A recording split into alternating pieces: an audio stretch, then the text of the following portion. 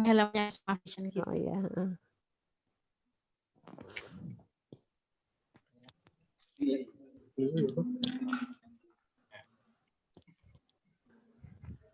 Berarti nyambung. Oh, udah masuk TV. Oke. Ya, ke daerah macam ini.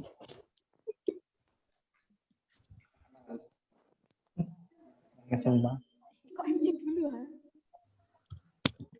Mulai.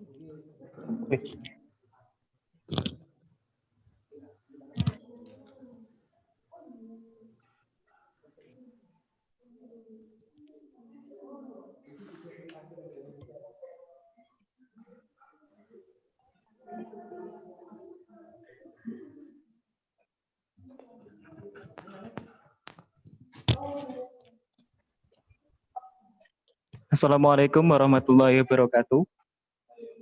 Waalaikumsalam warahmatullahi wabarakatuh. Alhamdulillahirabbil alamin wa bihi nasta'inu ala umuri dunya waddin wassalatu wassalamu ala sayyidina Muhammadin wa ala alihi washabbihi wa barik wa sallim amma ba'du. Rabbi shrah li sadri wa yassir li amri wahlul 'uqdatam min lisani yafqahu qawli. Yang terhormat Rektor Institut Pesantren Matholiul Falah Bapak Abdul Ghafarudin MED, yang kami hormati Ibu Kamelia Hamidah MA dan Ibu Tutik Nurul Jannah MH selaku narasumber diskusi pada siang hari ini. Yang kami hormati segenap wakil rektor, dosen, dan sivitas akademika IPMAFA, dan tidak lupa teman-teman sosial media yang berbahagia.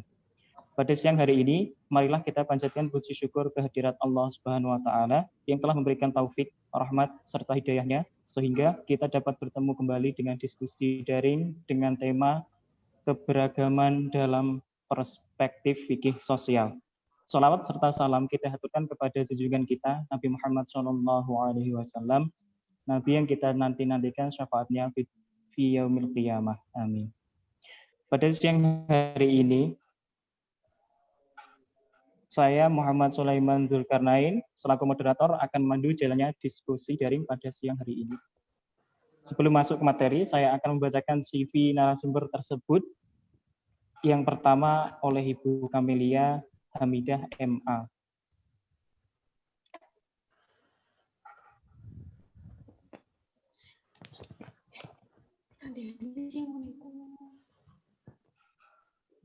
Yang baca CV aku.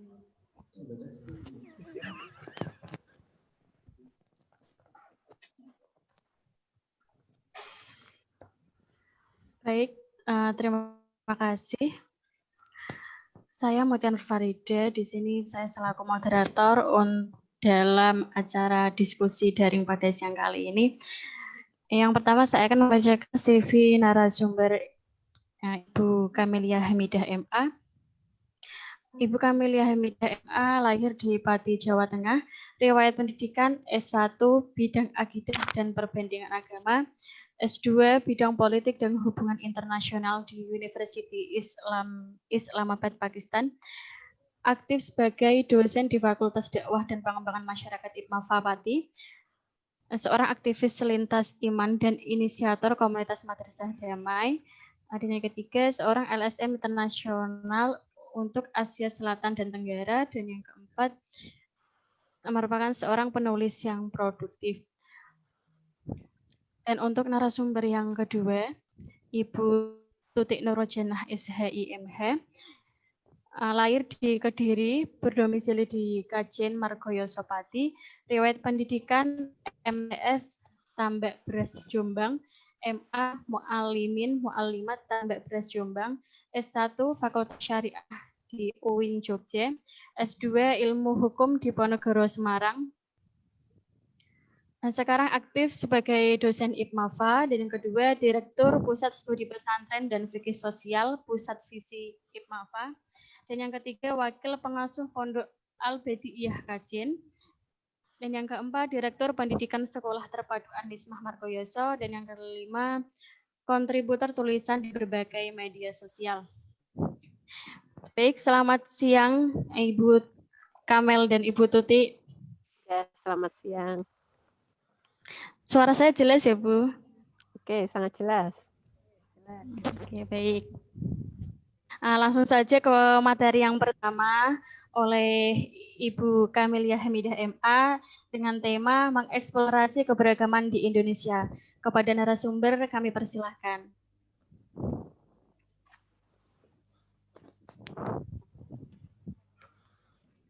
Baik, terima kasih Mbak Mutia untuk waktunya.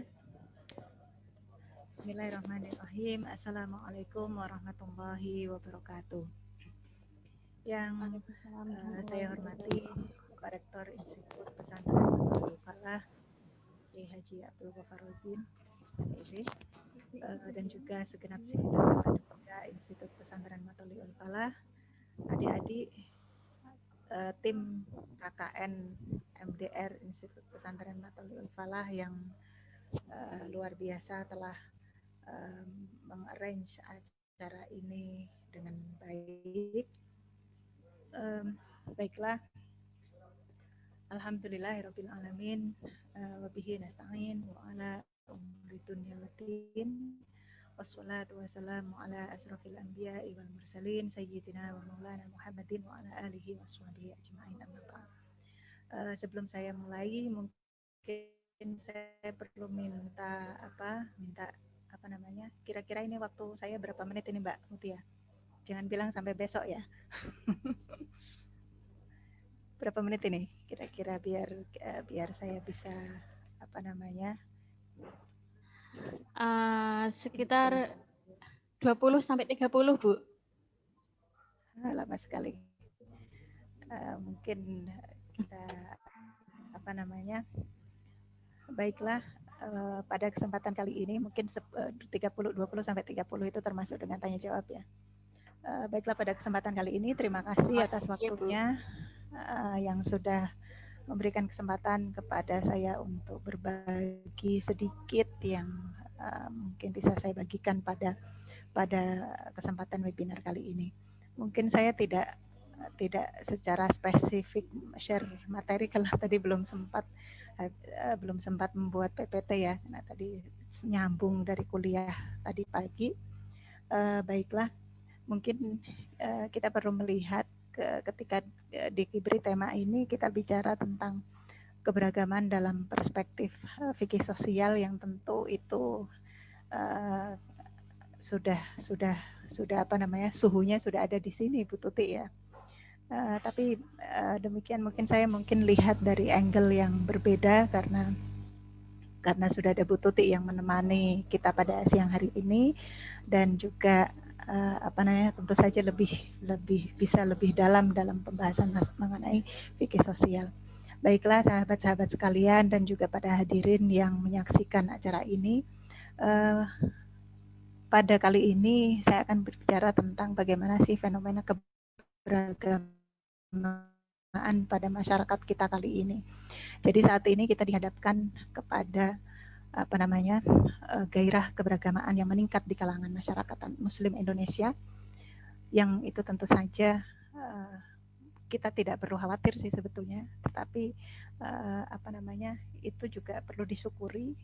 Tetapi di sisi lain terjadi peningkatan intoleransi, artinya bagaimana peningkatan gairah keberagamaan ini kenapa ternyata tidak berbanding lurus dengan terbangunnya suatu stabilitas sosial, kedamaian dan keamanan yang terbangun di masyarakat kita. Pasti mungkin ini ada yang perlu kita telisik lebih dalam. Jadi kita menghadapi tantangan berat yang dialami oleh bangsa ini ya. Jadi mumpung munculnya gejala-gejala intoleransi di masyarakat kita, artinya kalau misalnya dulu itu Indonesia kalau menurut dijuluki sebagai the smiling face of Islam ya, oleh dari suatu penelitian yang pernah saya baca. Saya jadi lupa tadi, saya udah mau sebut namanya jadi lupa. Jadi the smiling face of Islam in Indonesia itu sekarang mulai berubah, bergeser ya. Jadi sejak bergulirnya reformasi hingga saat ini, kasus-kasus gesekan perbedaan yang berkaitan dengan isu SARA itu belum cukup mereda. baik itu dari catatan Komnas HAM maupun dari lembaga-lembaga pemerhati tentang pelanggaran kebebasan berkeyakinan, dan juga kemudian dari kasus-kasus ujaran kebencian itu juga meningkat. Dan itu mungkin kalau bisa dilihat datanya dari Wahid Institute itu pun juga datanya banyak sekali bagaimana peningkatan tanda-tanda peningkatan intoleransi ini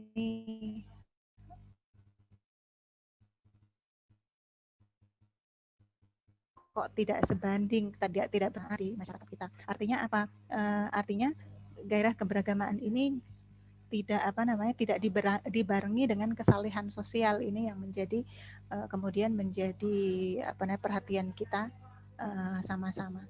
Terlebih lagi kalau sejak setiap kali gawe politik ya, setiap kali ada perhelatan baik itu pilkada atau pilpres yang terakhir mungkin kita sudah sangat merasakan itu, bagaimana lini masa kita juga dipenuhi dengan ujaran kebencian yang itu menjadi menjadi konsumsi publik kita sehari-hari pada masa konstelasi politik, dan juga bagaimana juga perpolitikan kemudian dipenuhi dengan sentimen identitas yang itu semakin meretakkan ya kohesi sosial yang ada di masyarakat kita. Nah, sampai itu kemudian menimbulkan, tentu saja itu menjadi kegelisahan kita bersama ya, sehingga itu mengakibatkan menipisnya kesadaran solidaritas berbangsa, sehingga memunculkan kelompok-kelompok atau individu-individu yang eksklusif yang merasa berhak menghakimi perbedaan dengan perspektifnya masing-masing. Kemudian munculnya klaim-klaim kebenaran sepihak di mana selain siapa tentang me and them, tentang saya dan mereka, ini semakin meruncing. Makanya itu saat ini kita kan dihadapkan di mana gairah religiusitas sosial itu menjadi gejala di satu sisi. Ini bukan dalam konteks Indonesia saja sebetulnya, tetapi ini juga menjadi gejala global ya. Ini memberikan dampak yang luar biasa, baik itu secara ideologi, sosial, hingga ekonomi. Nah, secara ideologis misalnya menjamurnya kajian keagamaan baik di perkotaan dan pedesaan ini mestinya kan berisikan nilai-nilai Islam yang inklusif, yang mengedepankan pesan-pesan kebaikan dan perdamaian, mengedepankan toleransi, moderasi beragama, dan kedamaian. Artinya apa? Di sini kita harus melihat bahwa kita melihat ini sebagai bukan kesempatan ya, saya pikir ini menjadi tugas berat ya, untuk terutama kalau ini mungkin disaksikan oleh para mereka yang berkecimpung di pesantren, baik itu santri atau alumninya. Ini menjadi tugas berat ya, menjadi tugas berat untuk bagaimana kita turut serta, bagaimana para alumni pesantren ini juga punya kesadaran bersama untuk turut serta membangun masyarakat yang tentu saja yang cinta damai.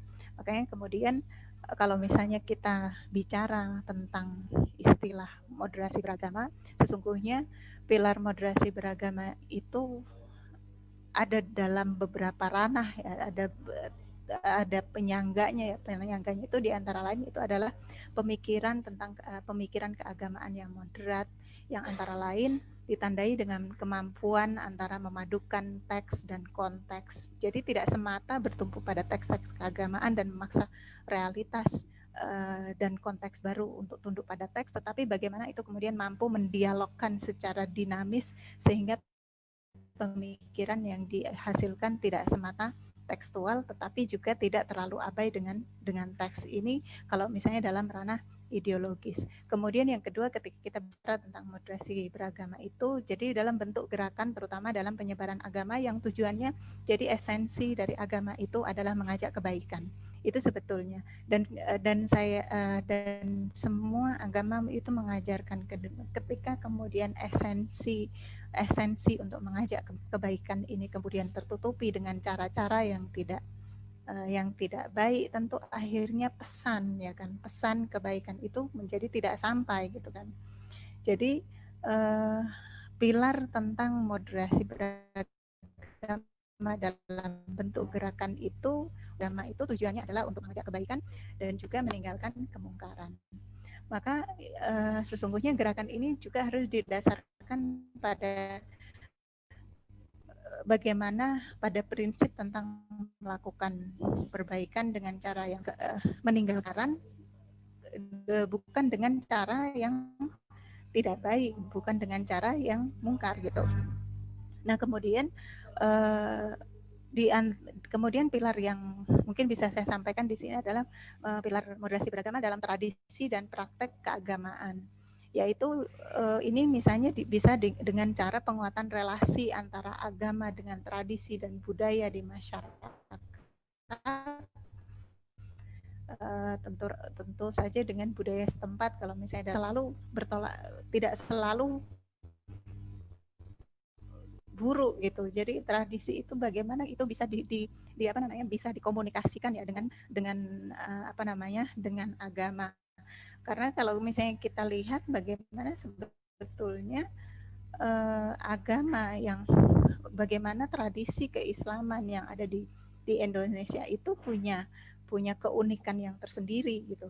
Artinya itu bukan wajah lain dari Islam, bukan, tetapi bagaimana agama itu kemudian mentradisi dan bisa diterjemahkan dalam konteks masyarakat yang berbeda. Artinya apa? Agama tidak boleh kemudian dihadapkan secara diametral dengan budaya, tapi bagaimana keduanya itu bisa saling membangun dialog dan menghasilkan kebudayaan yang baru. Itu sebetulnya pilar yang terpenting ketika kita bicara tentang moderasi beragama, sehingga dari sini bagaimana sebetulnya budaya tentang bagaimana kita bisa tetap fleksibel ya, bisa tetap fleksibel dalam mensikapi heterogenitas masyarakat kita. Nah, ini kemudian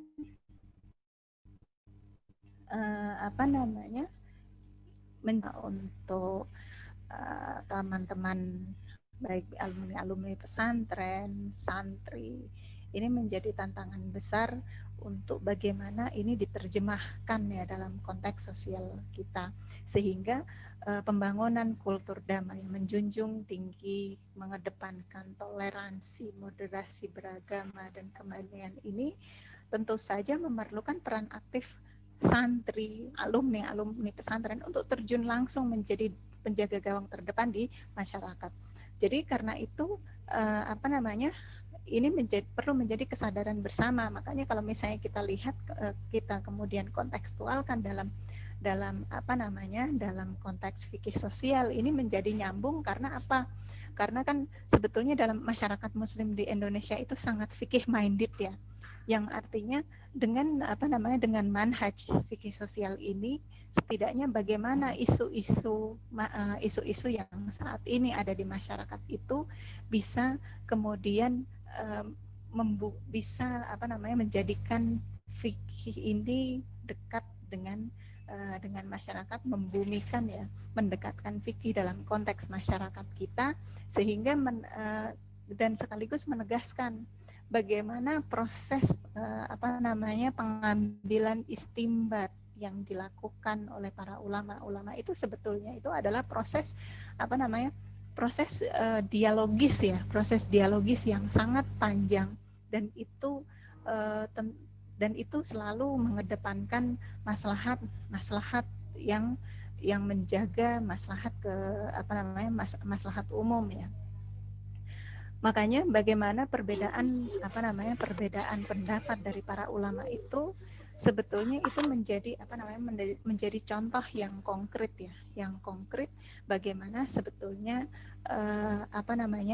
ini bisa menjadi tugas utama ya, menjadi tugas utama para santri dan juga alumni pesantren untuk bisa menyebarkan nilai-nilai ini di masyarakat kita, sehingga kita tidak sehingga jangan sampai lini masa kita ini kemudian penuh dengan dengan retorika yang semakin yang semakin membuat kita beragama itu menjadi ribet gitu. Tetapi bagaimana kita beragama tapi sekaligus bagaimana kita juga bisa tetap menghormati perbedaan dan juga bisa mendialogkan antara tradisi budaya yang ada tanpa harus konfrontasi. Di satu sisi adalah bagaimana kita tetap menjunjung tinggi esensi dari ajaran agama itu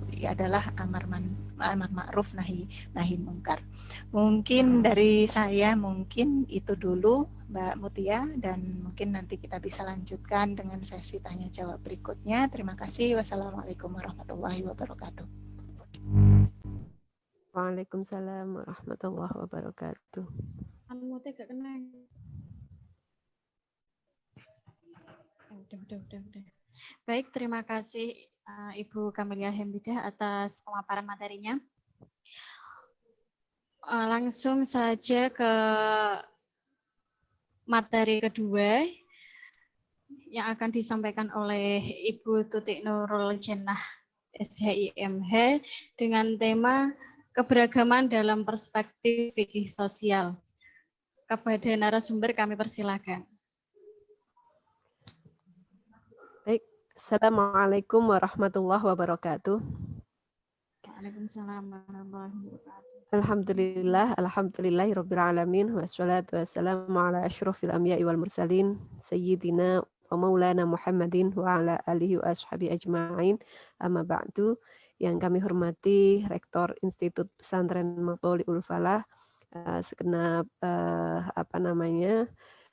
Wakil Rektor, Dekanat, juga tim panitia ya dari LPPM, dari KKN MDR IPMAFA, yang saya hormati Ibu Kamilia Hamidah yang sudah memaparkan luar biasa kita pada siang hari ini.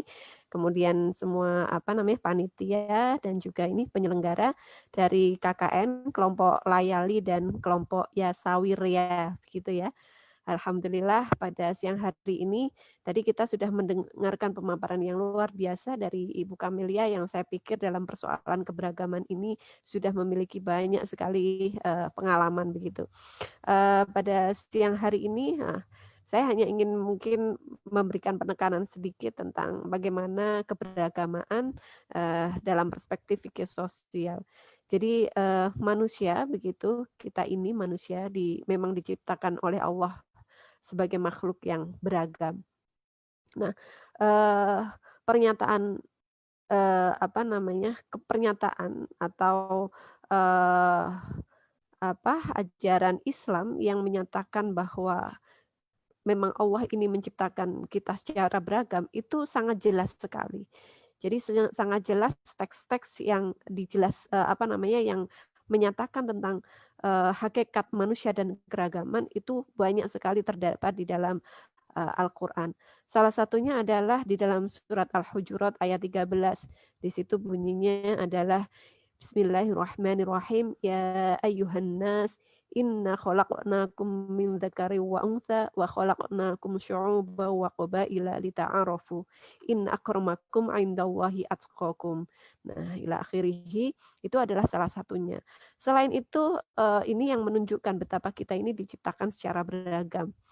Selain itu ada juga misalkan keberagaman itu ditunjukkan dengan penghargaan terhadap keberagaman dan rupa-rupa manusia itu juga ditunjukkan dalam salah satu surat Al-Quran, yakni surat Ar-Rum ayat 22 yang menyatakan di sini bahwa manusia itu diciptakan dalam kondisi yang beragam, termasuk beragam dalam logatnya.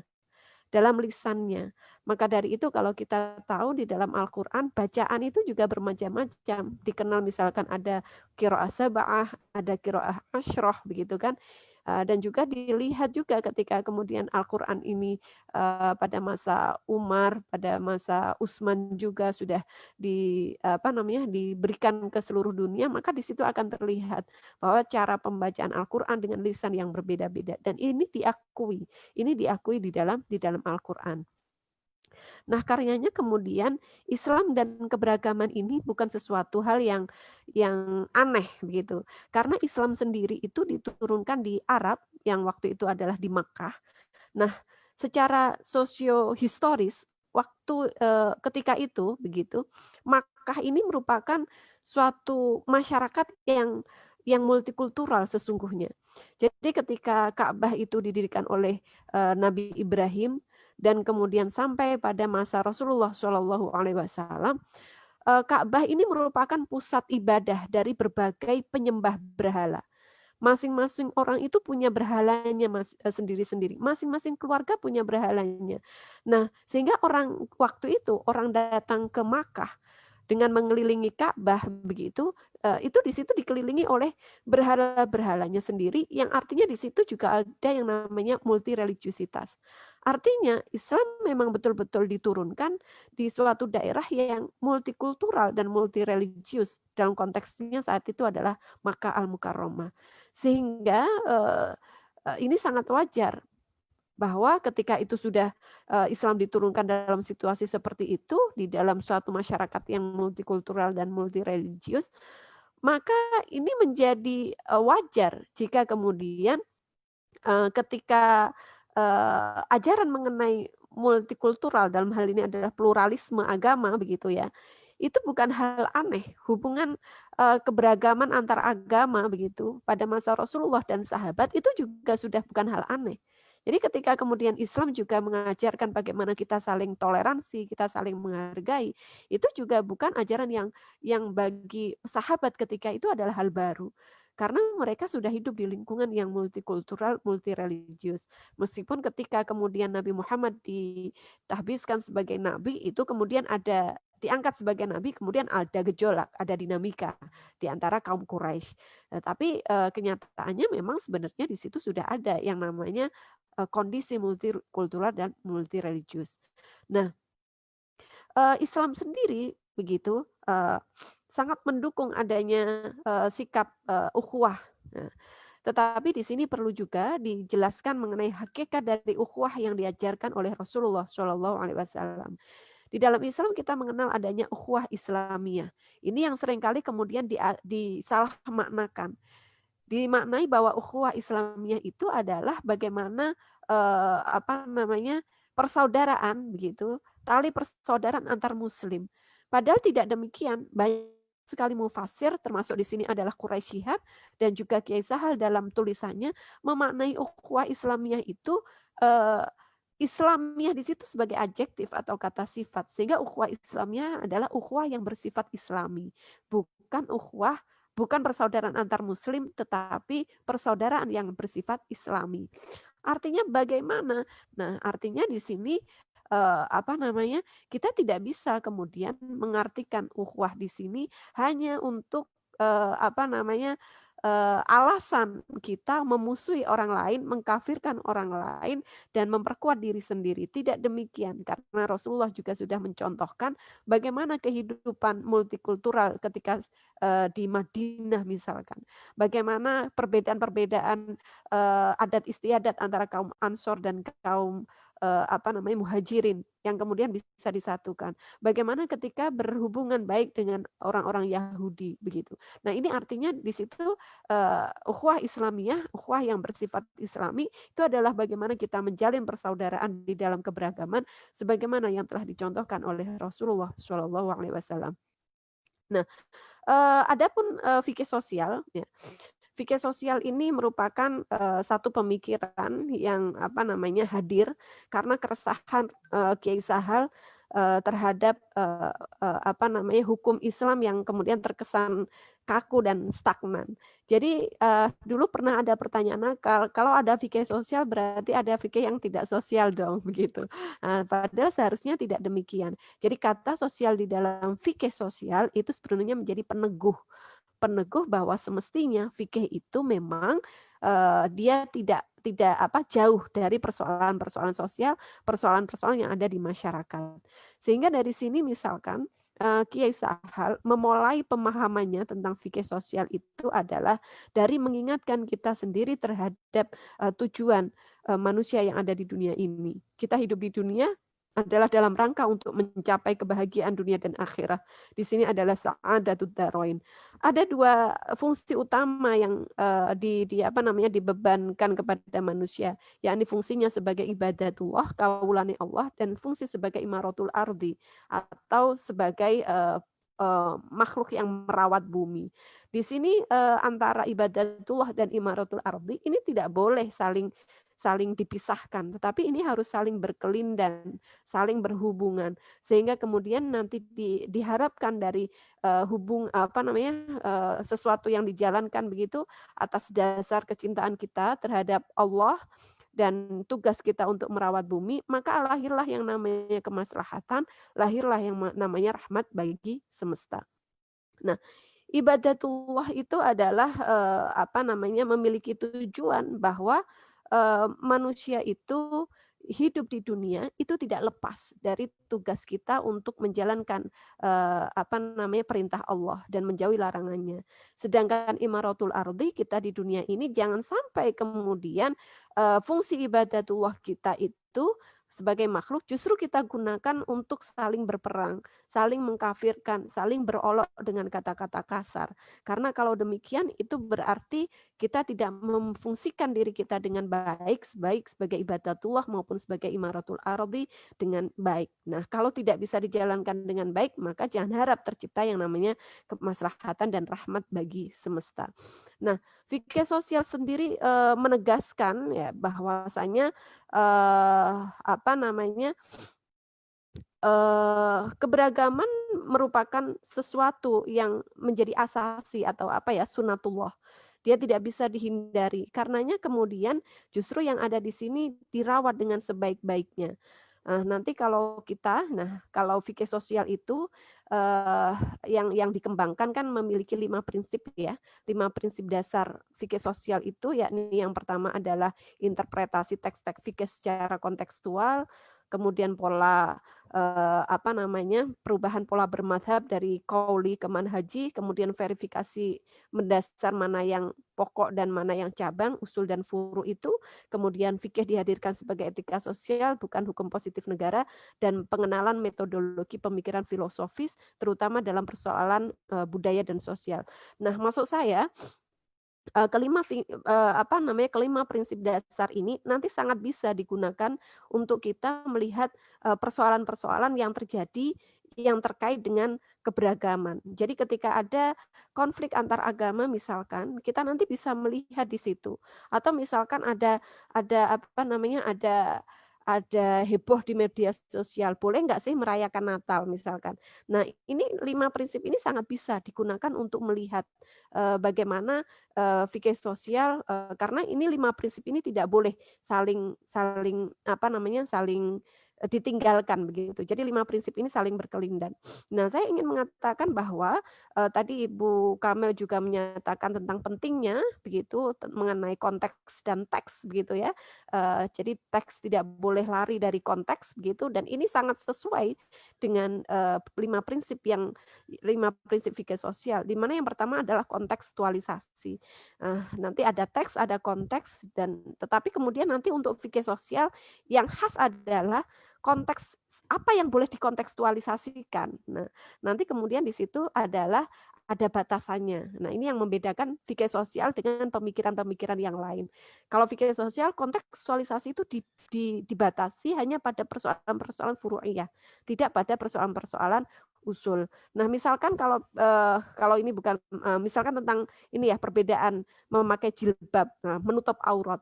Menutup aurat itu usul, tapi cara menutup auratnya ini kan furu. Sehingga kemudian kita bisa memakai prinsip kontekstualisasi pada persoalan-persoalan yang furu. Jadi apakah mau memilih jilbab, apakah mau memilih niqab, atau mau memilih udeng-udeng. Nah, itu tentu saja dikontekstualisasikan dengan kondisi masing-masing orang. Nah, itu yang nanti khas dari fikih sosial. Kemudian dalam fikih sosial, ijtihad dalam mencari solusi hukum itu menjadi kesemestian. Nah, tetapi nanti yang khas dari fikih sosial, dia menawarkan dua metode, ada kauli dan ada manhaji. Nah, nanti dilihat persoalannya. Jadi kalau hendak mencari hukum itu yang pertama dilihat hukum ini terkait dengan persoalan usul atau furu. Kalau persoalan furu kemudian kita lihat, kita mencari rujukan hukumnya ada nggak di dalam kauli, di dalam teks. Kalau masih ada di dalam teks, maka gunakanlah teks itu sebagai landasan hukum. Kalau tidak ada, maka kita bisa menggunakan konsep metode manhaji. Nah, kalau metode manhaji berarti di situ kita melibatkan ilmu pengetahuan, kita melibatkan persoalan-persoalan kekinian, juga melibatkan sains dan teknologi begitu untuk melihat persoalan itu kira-kira yang lebih maslahah yang mana begitu. Nah, ini ijtihad dalam mencari solusi hukum dalam konteks fikih sosial. Nah, kalau kita bicara tentang sosok Kiai Sahal sebagai pemikir atau penggagas fikih sosial, beliau sendiri beliau adalah sosok ya. Jadi kalau inti dari Kiai Sahal adalah beliau sosok yang tidak memisahkan antara laku dan pikir. Jadi apa yang beliau tuliskan itulah yang juga beliau lakukan. Mungkin itu saja, dan satu prinsip lagi yang menjadi luar biasa, Kiai Sahal memiliki prinsip di sini bagaimana amar ma'ruf dilakukan dengan cara yang ma'ruf. Sehingga tidak ada ceritanya misalkan beliau membuat konten-konten dengan bahasa tidak positif begitu atau konten-konten provokasi, tidak ada, karena beliau selalu memegang tata cara yang ma'ruf dalam menyampaikan hal ma'ruf. Begitu mungkin dari saya sekilas tentang keberagaman dalam perspektif fikih sosial. Saya kembalikan kepada moderator.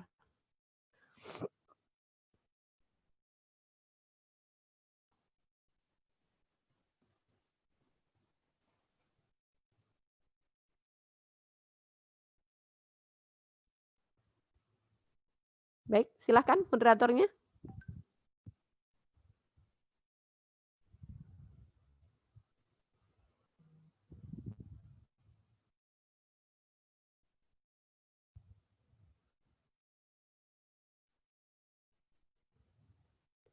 Silakan.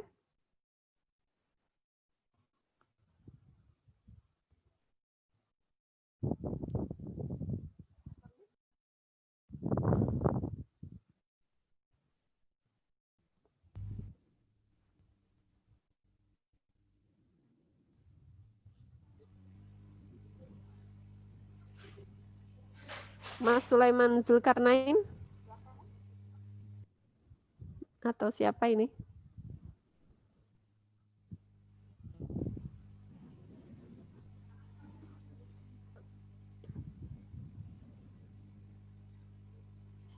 Belum bunyi kayaknya mic-nya. Belum di-unmute itu Mas, belum diaktifkan. Mic-nya Mas.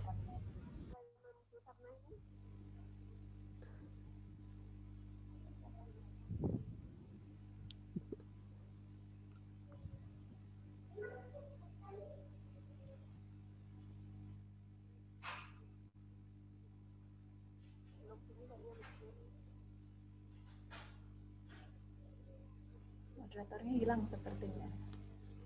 Iya, moderatornya belum gabung.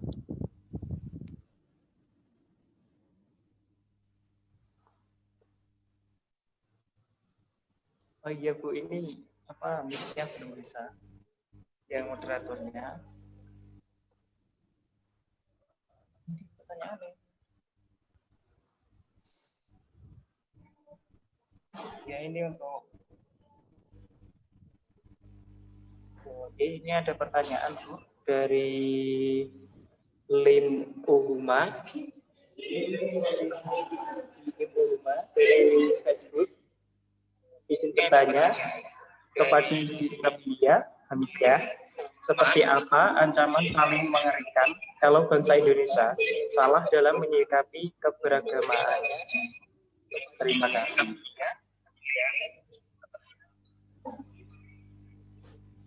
Langsung ini ya, langsung direspon ya. Ya Bu, langsung direspon, mohon. Oke, baiklah. Apa namanya? Ancaman paling mengerinya kita itu kan di Indonesia ini kan kalau kita tinggal di Jawa saja itu ya ketemunya kan orang Jawa. Tapi di Indonesia itu nggak hanya ada Pulau Jawa, tapi ada Pulau Sumatera,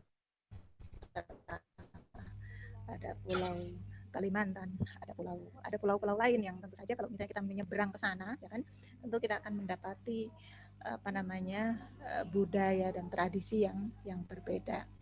Kemudian di sisi lain kita juga menghadapi komposisi agama masyarakat di Indonesia itu tidak hanya Muslim saja, meskipun kaum Muslimin di Indonesia itu adalah mayoritas, tetapi ada wilayah-wilayah ya kan yang itu didiami oleh mayoritas agama lain. Jadi misalnya ada wilayah yang mungkin didiami di situ mayoritas masyarakatnya adalah didominasi pemeluk agama Kristen Katolik misalnya. Nah sekarang kita lihat kalau misalnya ada gesekan yang misalnya itu gesekan yang berbasis sara yang terjadi mungkin di masyarakat di Pulau Jawa yang mayoritas itu adalah penduduknya Muslim, kemudian dibaca oleh masyarakat di pulau lain, misalnya di bagian Indonesia di pulau lain yang itu adalah penduduknya mayoritas adalah beragama Kristen, beragama penganut agama Kristen gitu. Ini kan bisa menjadi bisa menjadi pemantik ya, pemantik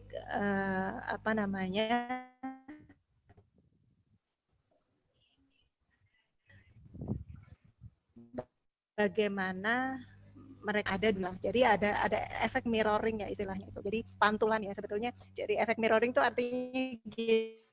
Jadi bagaimana kita memberlakukan mungkin orang minoritas di wilayah yang kita huni, ya kan?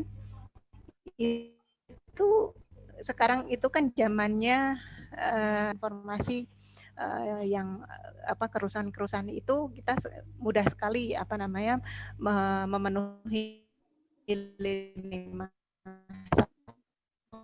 Jadi misalnya hal itu terjadi di masyarakat, mungkin ada agama lain di suatu wilayah, itu bisa memberikan dampak mirroring effect kepada kelompok lain di wilayah yang mungkin kaum musliminnya di situ minoritas.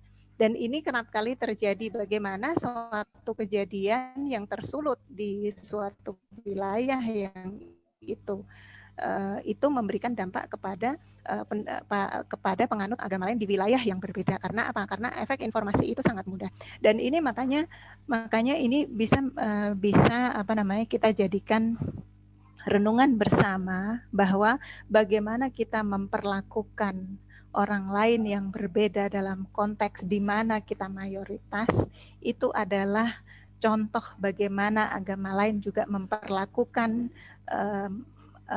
saudara-saudara kita yang mungkin menjadi minoritas di wilayah lain.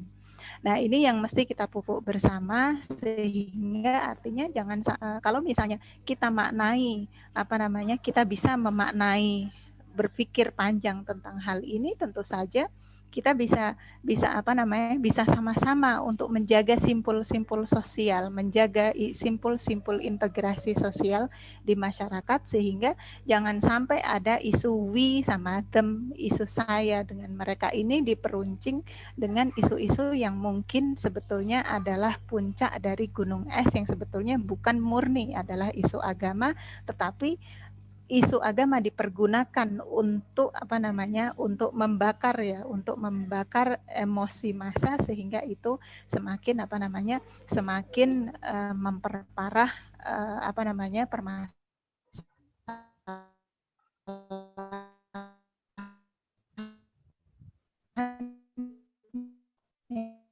sebetulnya bukan murni karena faktor sentimen agama atau karena faktor dengan ideologi agama. Ketika hal itu disentil, maka hal yang paling itu menjadi hal yang sensitif ya, ketika itu apa namanya, sumber dari konflik horizontal yang ada di masyarakat. Mungkin dari saya itu saja. Saya kembalikan ke moderator. Monggo.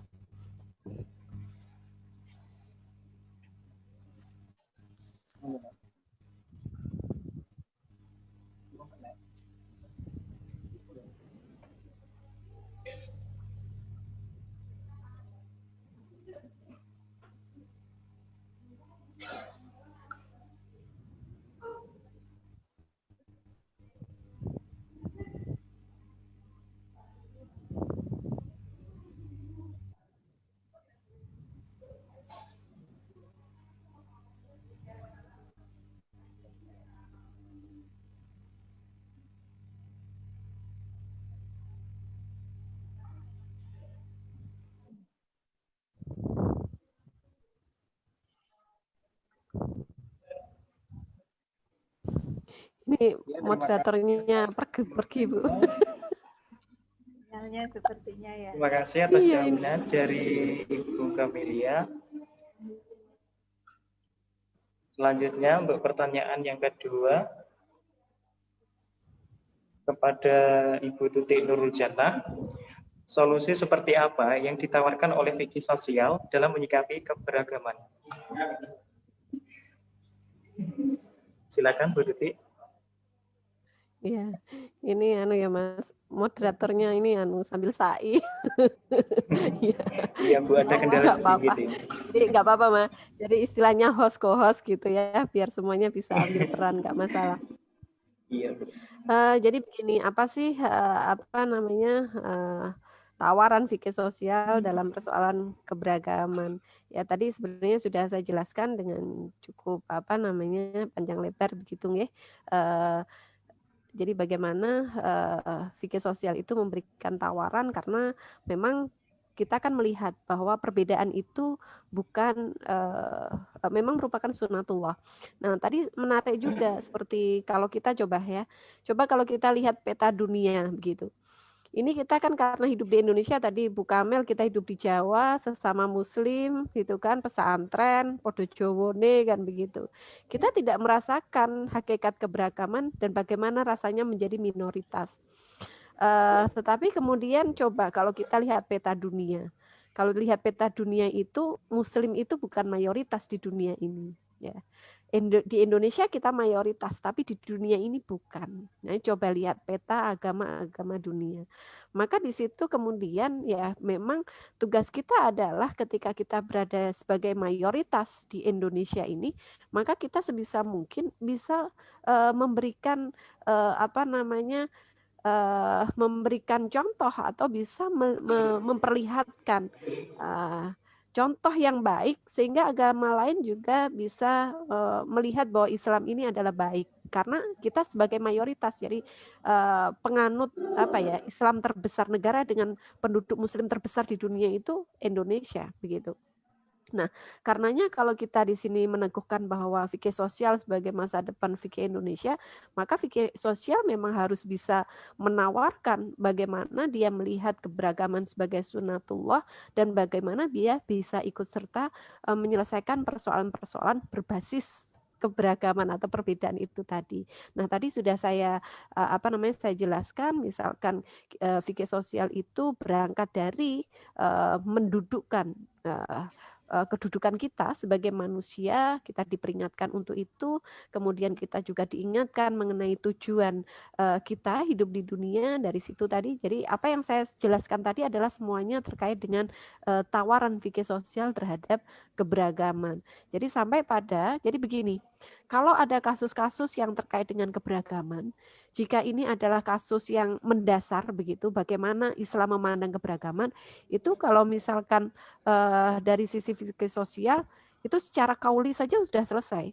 Karena semua teks agama itu memberikan penjelasan yang sangat jelas mengenai keharusan manusia itu menerima perbedaan gitu. Bagaimana Islam ini berposisi sebagai rahmatan lil alamin ketika manusia ini diciptakan syu'uba wa qabaila. Nah itu. Jadi kalau soal keberagaman dalam konteks besar ini sudah selesai dengan kauli.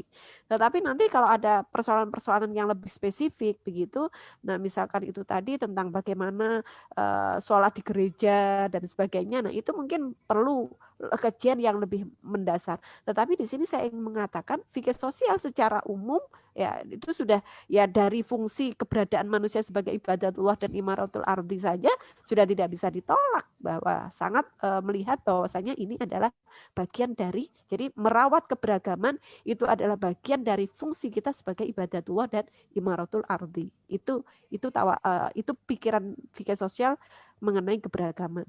Tetapi kemudian kalau ada persoalan yang lebih spesifik, fikih sosial juga sudah menyediakan metodologinya untuk mencari solusinya, yakni dengan cara tadi kauli dan manhaji. Kemudian kalau ada persoalan lagi yang lebih spesifik, apakah ini perlu dikontekstualisasikan atau tidak, nanti dilihat ini persoalannya menyangkut usul atau furu. Nah, itu tadi Mas. Jadi sebenarnya dari mulai terma besar sampai pada kasuistik yang membutuhkan metodologi tertentu, ini sebenarnya fikih sosial sudah punya tawarannya, sudah menyiapkan perangkatnya untuk menjadi menjadi sebagai paradigma berpikir itu sudah ada perangkatnya. Jadi kira-kira begitu, Mas moderator.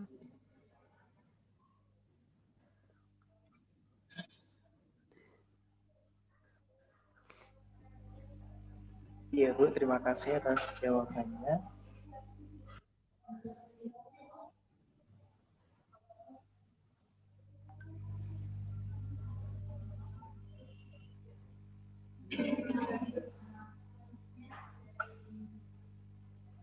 Terima kasih sedikit untuk penutup.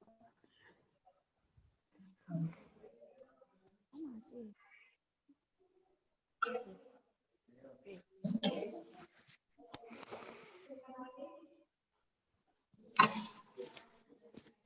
Terima kasih atas penjelasannya.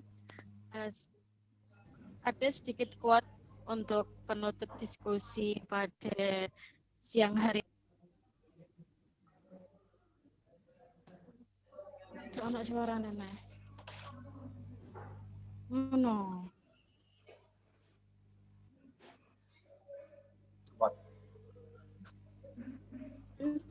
Buat dari saya. Ya oh kita nek kamera iki.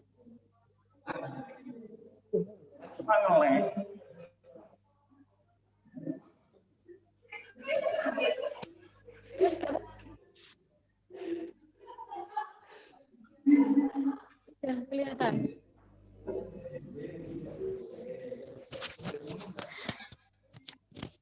Quotes-nya yang berbunyi Indonesia ada karena keberagaman. Karena itu jangan dicerai keberagaman. Sebaliknya olahlah keberagaman menjadi harmonisasi keindahan. Salah satunya dengan fikih sosial.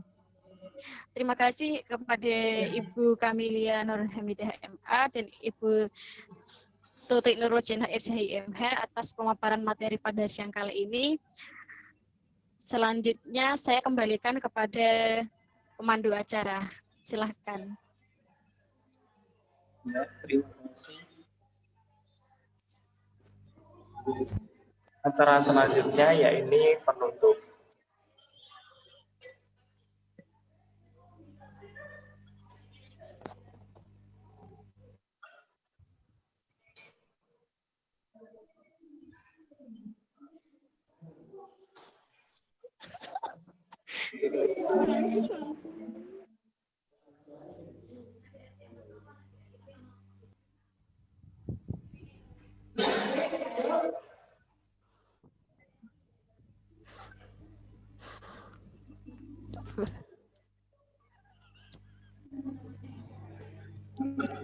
Gimana Bu Kamel, sudah? Ya, yang menutup galau ini.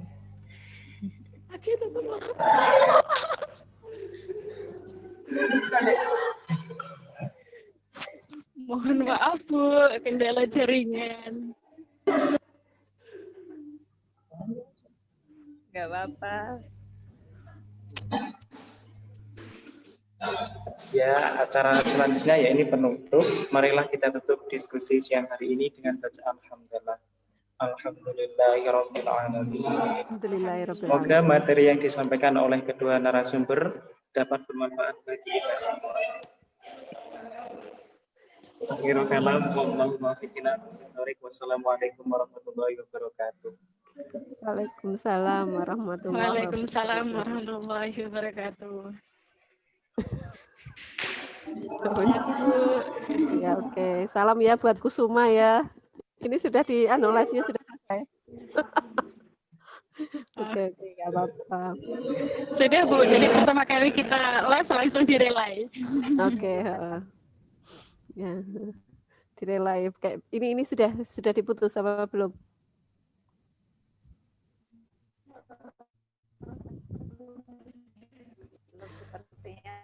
Belum ya. Nggih, pamit nggih, matur suwun. Pamit Bu Kamel. Nggih, pamit. Ngapunten ingkang kathah. Ini sudah ya? Sudah selesai? Oh iya, nggih. Baik. Sudah, ini saya Maaf dari kelompok kami Bu. Ya, pamit ya. Terima kasih teman-teman semua. Nggak apa-apa. Nggih. Ya, terima kasih semuanya ya. Siapa? Mas Sulaiman, Mutia. Ya. Iya Bu, sama-sama. Terima kasih. Assalamualaikum.